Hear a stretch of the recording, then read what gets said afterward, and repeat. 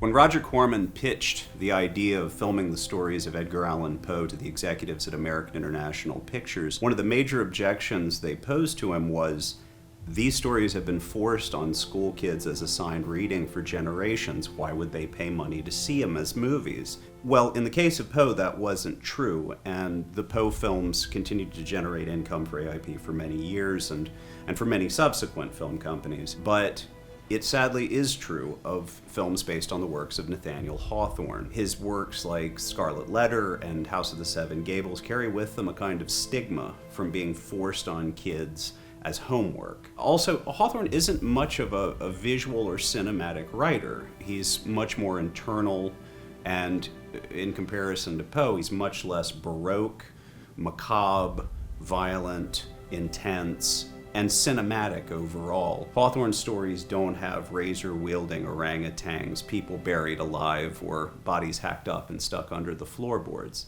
They do, however, have gothic and supernatural overtones, and just as importantly, they're in the public domain.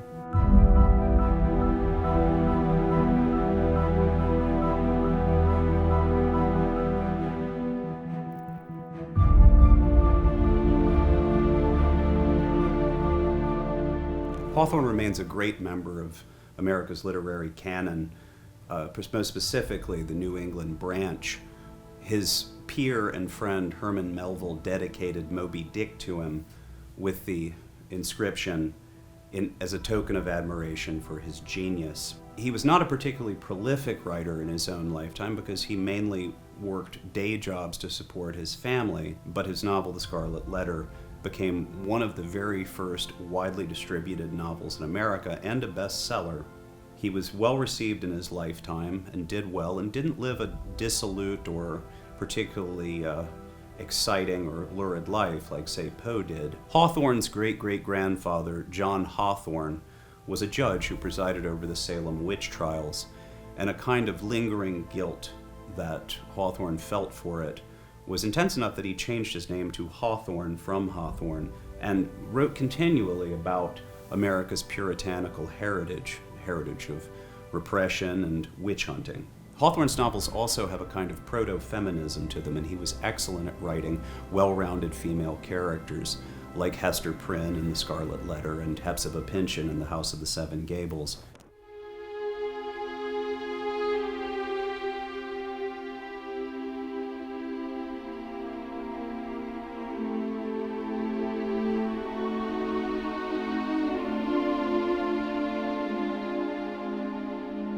As most school kids know, The Scarlet Letter is the story of Puritan woman Hester Prynne in 17th century Massachusetts, who has a child out of wedlock, Pearl, and is pilloried by the locals. She's forced to stand in shame in front of the entire town and have a scarlet letter A placed on her dress for adulteress, which she has to wear in shame for the rest of her life. In reality, the father of the child is local preacher Arthur Dimmesdale, and to her absolute horror, her actual husband returns to Massachusetts, takes on the name Chillingworth, and proceeds to torment them as much as he can.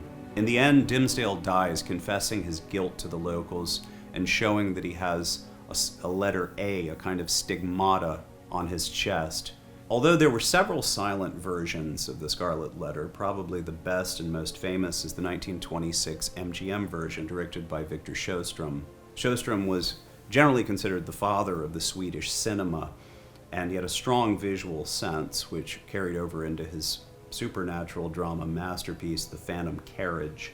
Here in America, he directed Lon Chaney several times in films like He Who Gets Slapped, and later, as an actor, starred in Ingmar Bergman's Wild Strawberries. The film stars Lillian Gish giving a beautiful and sensitive performance as Hester Prynne, Lars Hansen as Dimmesdale, and ubiquitous silent star Henry B. Walthall as Chillingworth, who, with his mad vagrant's beard, looks more than a little like John Barrymore would in Svengali several years later. The film is very sympathetic to its two romantic leads, and rather than beginning the story with Hester's stand of shame in front of the townspeople, it spends about the first hour or so on their courtship.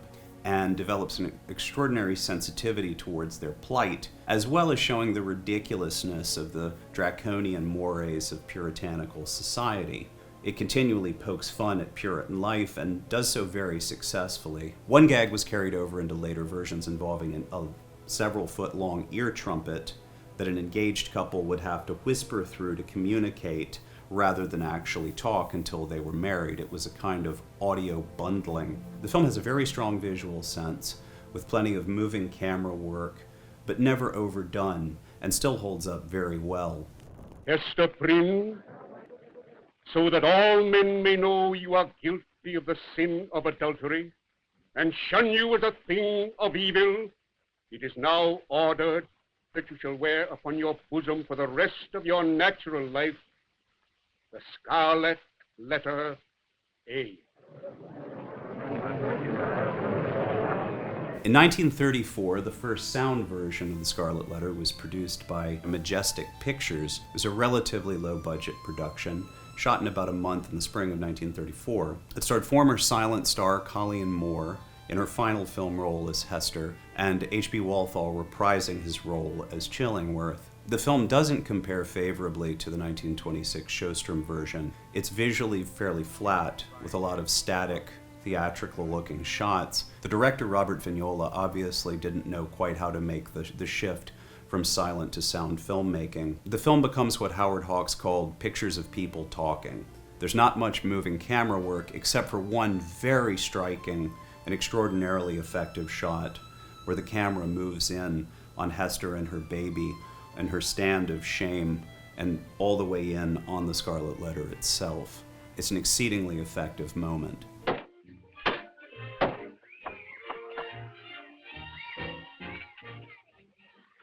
It would be easier to take the wheel off if we removed the water casks. Quiet. I was about to do so.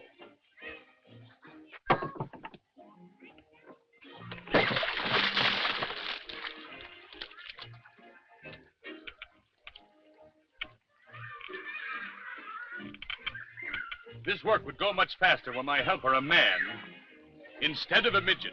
Oh, yea? Aye. My name is Samson, and I'm as strong as my name betoken. Sayest thou? Sayest I.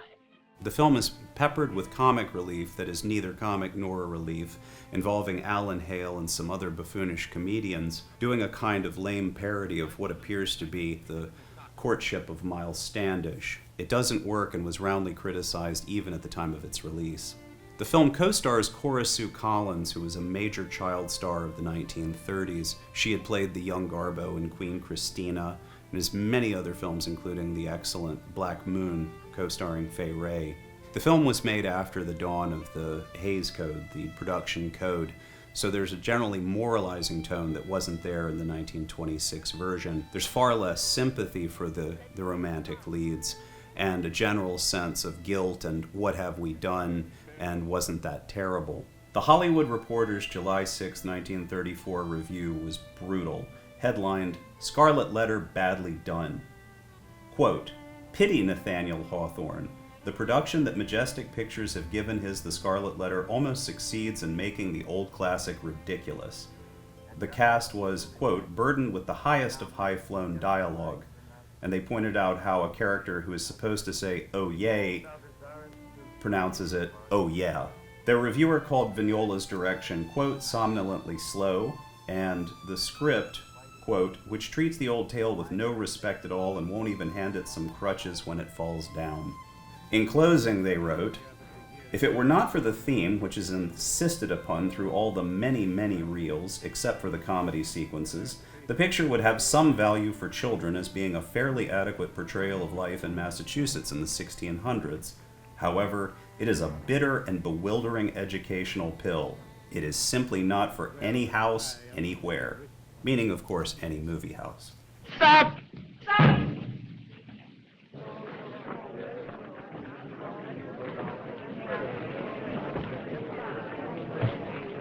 People of Massachusetts, ye that have deemed me holy, you that have loved me, behold in me the one sinner of the world.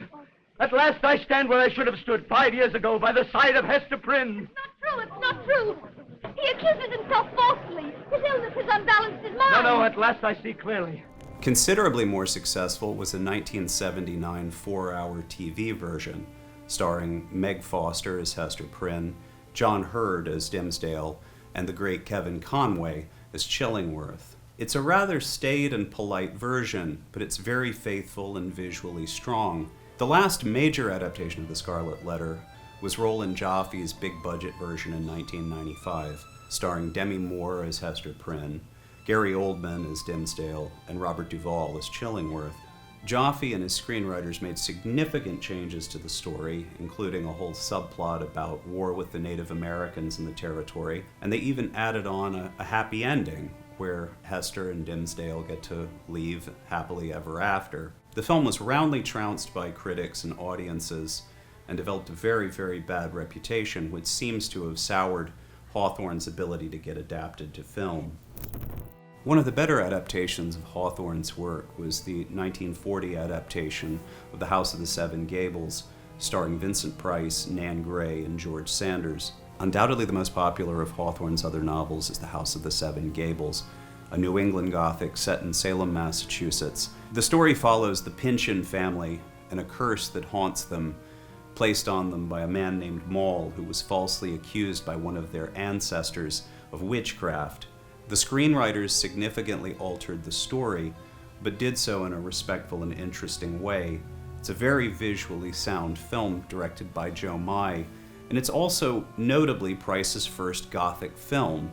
It was well received and has continually remained popular, and justifiably so. In the 1970s, American International Pictures intended to make their own version of The House of Seven Gables, based on the popularity of their version of Wuthering Heights, and because it was in the public domain. Lou Arkoff, the son of AIP's Sam Arkoff, once told me that after the Poe pictures at AIP, public domain was gold. House of Seven Gables was developed as a production for director Robert Fust, who had done Wuthering Heights and The Abominable Dr. Phibes for AIP. Fust wrote a script, and Patrick Tilley, who had written Wuthering Heights, also wrote one, and other screenwriters were involved, but so far none of these scripts have surfaced, and the film was never to be. One of the major Hawthorne adaptations of the 1960s was Sidney Salkow's Twice Told Tales, produced by Robert Kent.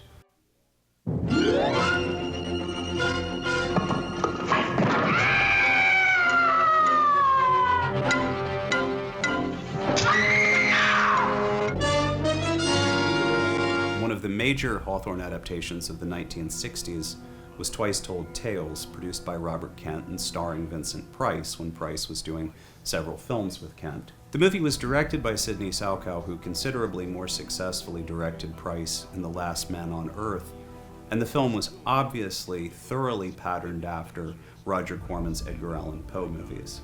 It basically looks and feels like a Corman Poe movie if all of the elements that made them work were removed, except for Vincent Price. It's what a Poe movie would look like without a script by Richard Matheson, photography by Floyd Crosby, art direction by Daniel Haller, music by Les Baxter, or a better-than-average cast. The film is an anthology in the mode of Corman's Tales of Terror, with 3 Hawthorne stories: Dr. Heidegger's Experiment, Rappaccini's Daughter, and a thoroughly Baudelaireized version of The House of Seven Gables, each starring Price. The most successful of the 3 is probably Rappaccini's Daughter because it's the most faithful, and it stars Nancy Kovac, looking stunning and delivering a very strong performance as the daughter of a scientist who's created a poisonous garden and a daughter who is as poisonous and toxic to match to be able to live in it. Since my father made me what I am, he used its poisons to change the chemistry of my blood. Watch that poor creature die. You would die if you touched me. The film pointed up a major problem with adapting Hawthorne to film. Trying to pass him off as a horror author just wouldn't work. He worked in a Gothic mode, there were supernatural overtones, his work could be dark and sometimes even feature the devil himself, like his story Young Goodman Brown, but he was not a horror writer. the lingering specter of Puritanism and witch hunting in Hawthorne's fiction continues to resonate with readers, even if not with filmgoers.